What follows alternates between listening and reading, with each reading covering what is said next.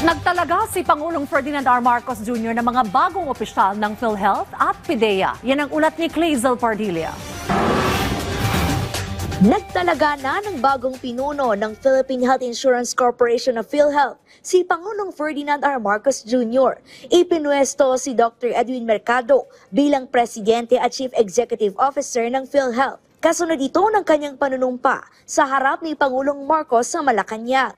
Pinalitan ni Mercado si Emmanuel Ledesma Jr. na nagsilbing presidente ng PhilHealth sa loob ng higit isang taon.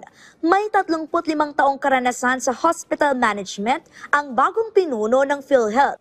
Vice Chairman ng Mercado General Hospital Qualimed Health Network simula March 2021 at regular na faculty lecturer sa Ateneo School of Medicine and Public Health. Pinag-aaralan niya ang gastos ng bawat miyembro para sa global coverage ng mga inpatient services at isinusulong ang paggamit ng artificial intelligence sa mga community health workers sa paghatid ng pangunahing pangangalaga sa kalusugan.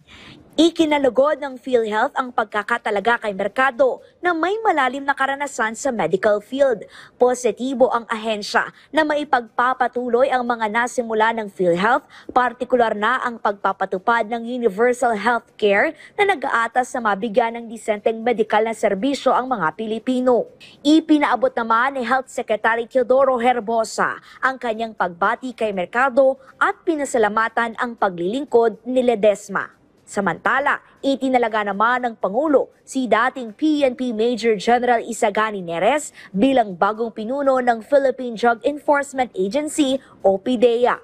Clazel Pardilla para sa Pambansang TV sa Bagong Pilipinas.